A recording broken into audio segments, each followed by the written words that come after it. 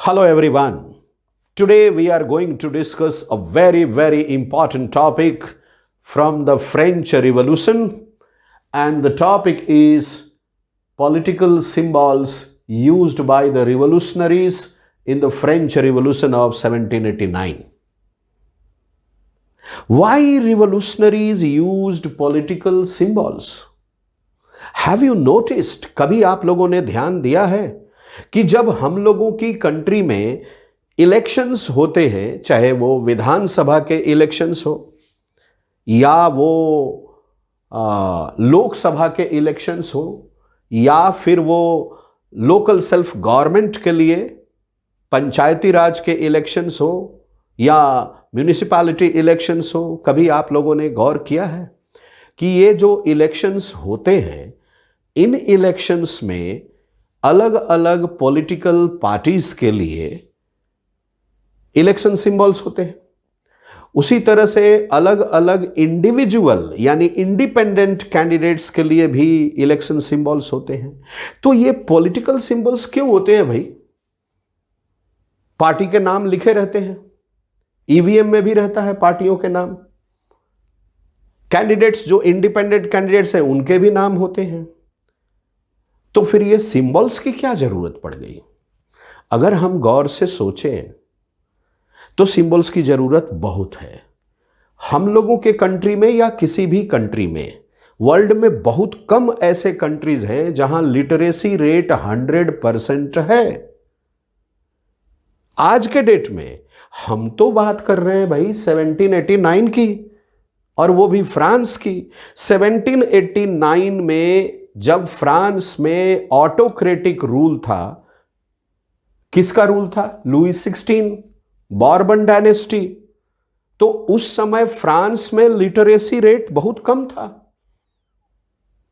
बहुत बड़ी संख्या फ्रांस की जो थी वो पढ़ना लिखना नहीं जानती थी। They didn't know how to read and write, they were illiterate, and it was very difficult for the illiterate people to read the books, to read revolutionary pamphlets, to read revolutionary articles by different writers and philosophers, by different revolutionaries. Why revolution was required? What was revolution? What were the policies and principles followed by Louis XVI? What were the mistakes of Louis XVI? What were the drawbacks in politics, in society, in religion, in economy and other fields under the Bourbon dynasty? ये सभी बातों को public तक पहुंचाना तो था, और वो भी कैसी पब्लिक तक? वैसी पब्लिक जिसमें से अधिकांश लोग इलिटरेट थे। They didn't know how to read and write. That is why the revolutionaries in France used political symbols. But what political symbols? कौन कौन से political symbols का यूज किया? वही symbols जो क्रांति की आग लगाने के लिए काफी थे, वही symbols जो पब्लिक को इंस्टिगेट कर सकते थे, एनकरेज कर सकते थे, मोटिवेट कर सकते थे लुई 16 के अगेंस्ट में रिवॉल्यूशन करने के लिए, ऑटोक्रेसी को हटाने के लिए और डेमोक्रेसी को लाने के लिए, नेशन और नेशनलिस्ट अप्रोच को लाने के लिए, इक्वालिटी, लिबर्टी और फ्रैटर्निटी को लाने के लिए, इक्वालिटी बिफोर लॉ को लाने के लिए। इसीलिए इन लोगों ने सिंबल्स का यूज किया। तो एक एक करके हम लोग सभी सिंबल्स के बारे में बात करेंगे बहुत ब्रीफ में। आप लोग बहुत इंटेलिजेंट हैं, बहुत स्मार्ट भी हैं, आसानी से समझ जाएंगे। रीजन तो समझ गए ना आप लोग? I hope the reasons are clear why symbols were used. Okay, now we are coming to the symbols. First symbol, the broken chain. Broken chain जो है वो फ्रीडम का इंडिकेटर है, फ्रीडम को सिंबलाइज करता है। चेन टूट गया, अर्लियर वी वर फेटर्स। आप याद कीजिए जीन जैक्स रूसो ने द सोशल कॉन्ट्रैक्ट में क्या कहा था? जीन जैक्स रूसो ने कहा था कि man is born free but everywhere in chains. मनुष्य हर जगह बंधनों में बंधा है जबकि वह स्वतंत्र रूप से जन्म लेता है। बस इन्हीं बंधनों को तो काटना था। तो ये ब्रोकन चेन्स में 1794 में और 1848 में, ये दो बातें बहुत अच्छे से आप लोग को याद रखनी होगी। 1789 में फ्रेंच रिवॉल्यूशन हुआ था, लेकिन 1794 में स्लेवरी एबॉलिश हुई, है ना? कौन सी गवर्नमेंट के द्वारा? जो रिपब्लिकन गवर्नमेंट बनी फ्रांस में, नेशन स्टेट की, उसके द्वारा। और 1848 में पूरी तरह से स्लेवरी एबॉलिश हो गई। यह था पहला पॉलिटिकल सिंबल। अब आते हैं दूसरे पे। दूसरा पॉलिटिकल सिंबल क्या है भाई? The bundle of rods and fasces. ये bundle of rods and fasces किस चीज को सिंबलाइज करता है? Unity and power. Fasces, fasces का मीनिंग होता है बंडल ऑफ स्टिक्स। आप लोग सुने होंगे कहानी, एक किसान था, उसके 4 बेटे थे। There was a farmer, he had 4 sons, all the 4 sons quarreled among themselves. So the farmer wanted to teach them a lesson. He gave them 1 stick each and asked them to break the stick. They broke the stick. Then the farmer did one thing. He took another 4 sticks, other 4 sticks, and he made a bundle. Now he gave that bundle to each of his sons one by one and asked them to break. कोई तोड़ नहीं पाया. Everyone failed. Then he taught them unity is strength. This is there. If people of France remain united against the autocracy, अगर autocracy के against में, Louis 16 के against में, Bourbon dynasty के अगेंस्ट में पीपल यूनाइट हो जाते, ठीक है, जो रिवोल्यूशन चाहते थे, those who were deprived of rights, equality, liberty and fraternity, those who were forced to pay the taxes by force, okay, if these people got united, then it was very easy for the people to bring revolution, and that also successfully. Okay, तो unity का पाठ पढ़ाने के लिए political symbols के रूप में फासेस का यूज किया गया। क्लियर है? अगला देखते हैं पॉलिटिकल सिंबल क्या है। अगला पॉलिटिकल सिंबल है the eye within a triangle radiating light, यानी नॉलेज। नॉलेज रेडिएट हो रहा है। Every individual in France was to be made aware. France के लोगों को अवेयर करना था, जानकारी देनी थी। देखो भाई, ध्यान से देखो, तमसो मा ज्योतिर्गमय, अंधेरे से उजाले की ओर जाना है, ठीक है, अन्याय से न्याय की ओर जाना है, ठीक है, जहां कुछ अधिकार नहीं है वहां सभी अधिकार पाना है।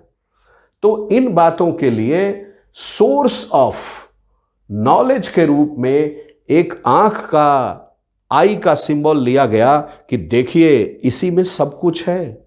आप किस नजर से किस चीज को देखते हैं, इसके ऊपर बहुत कुछ डिपेंड करता है। अभी तक आप राजा के ऊपर अंधभक्ति, अंधा विश्वास करते आए थे, ब्लाइंड फेथ इन ऑटोक्रेसी। आपको उनकी गलतियां नजर नहीं आती थी। हम बता रहे हैं उनकी गलतियां क्या है, देखो तो सही, उनका नॉलेज पाओ। तो I hope this is also clear. Now the next symbol, this symbol of the power of the king was for justice. सबके साथ न्याय करेगा राजा। ये राजा का पावर का सिंबलाइज करता है। इसका मतलब यह था कि राजा के लिए सभी बराबर हैं, all are equal for the king, all have to obey, all have to honor, all have to respect the power of the king. But केवल 3rd स्टेट टैक्स देता था, 1st और 2nd स्टेट तो एग्जेम्प्टेड थे। France में clergy और nobility को तो टैक्स देना नहीं था, and they were having all political rights, all extra ordinary rights by birth. तो ये तो इनजस्टिस था ना, इसका तो प्रोटेस्ट होना था, इसलिए इस सिंबल का यूज किया गया। अगला पॉलिटिकल सिंबल था snake biting its tail to form a ring, eternity. Now this snake is biting its own tail to form a ring. This is symbolising eternity, अनंत। इसका कोई अंत ही नहीं है। अगर आप गौर से देखें तो इसका अंत आप कहां करेंगे? उनका कहना था कि हमारा जन्म होता है, we are born and we will die, again we will be born, again we will die, that will continue. then how long we are going to face this autocracy? क्या जन्म जन्मांतर तक थर्ड स्टेट के लोग अपने rights से deprived रहेंगे? और क्या जन्म जन्मांतर तक, जनरेशन आफ्टर जनरेशन, फर्स्ट और सेकंड स्टेट के लोग extra ordinary rights and privileges by birth पाते रहेंगे? यह सही है क्या? इसलिए उन्होंने कहा कि हम अनंत तक ये दुनिया रहने वाली है, इसके अंत तक कोई रहने वाला नहीं है ना? और हमारा जन्म होगा, मृत्यु होगी, जन्म होगा, मृत्यु होगी, तो डरना किस बात से है? फिर लड़ो अपने अधिकारों के लिए. And that is why they did so. Now next political symbol. The next political symbol is the red Friesian cap और liberty cap. In 1794 and 1848, I have told you, 1794 slavery was abolished, and in 1848 slavery was abolished in the French colonies. Whenever a slave was becoming free from slavery, that slave was to wear this cap. It symbolized freedom of a slave. किसी गुलाम की आजादी को symbolize करने वाला ये cap था. आगे बढ़ते हैं.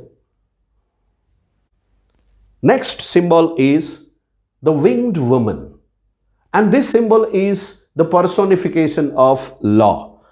कानून को पर्सोनिफाई करने के लिए यह बनाया गया.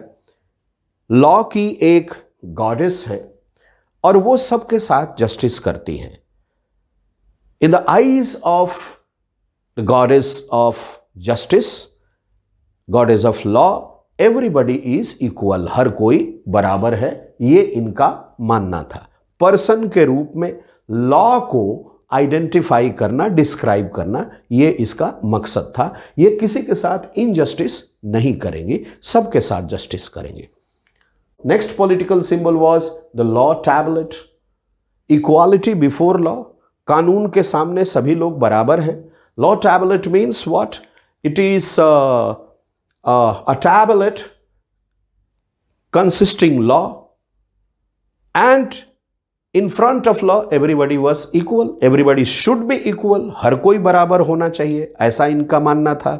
तो रिवोल्यूशनरीज ये बताना चाहते थे, they wanted to tell people that if we abolish, we overthrow autocracy, we overthrow Louis XVI, we overthrow Bourbon dynasty, and the new government which we are going to form will be treating everybody equal. There will be equality before law. The next symbol is blue, white, red. These three are the national colors of France. These three colors symbolized unity among people. Her country का एक अपना flag होता है. हम लोग की country का भी एक अपना फ्लैग है, द ट्राई कलर, तिरंगा झंडा हम लोग बोलते हैं, है ना? तो उसी तरह से फ्रांस के नेशनल कलर में तीन माने जाते हैं, ब्लू, वाइट और रेड. ठीक है. और इसको कहा गया कि यही हमारी कंट्री के लिए जरूरी है और यही हमारी कंट्री का पावर, प्रेस्टीज, ऑनर, ग्लोरी, हर चीज को सिंबलाइज करता है. इसमें प्रोग्रेस भी है, रिवोल्यूशन भी है, पीस भी है, सब कुछ है. I hope all of you have understood this. Political symbols used by the French revolutionaries to spread the idea of revolution among the people of France, to awaken people of France against the absolute monarchy of the Bourbon dynasty, absolute monarchy of Louis XVI, and to make people ready for the revolution, to establish France as a modern democracy, to establish France as a modern nation state, to spread the idea of equality, liberty, and fraternity, to establish France as a republic. Okay? I hope all of you have understood this topic. So thank you very much, Abhigyan and Arus, for your support. Please do take care of your health and studies. We are coming up with very important topics, rather all important topics of all the chapters in very, very easy and interesting way. Please do take care of your health and studies. Thank you very much.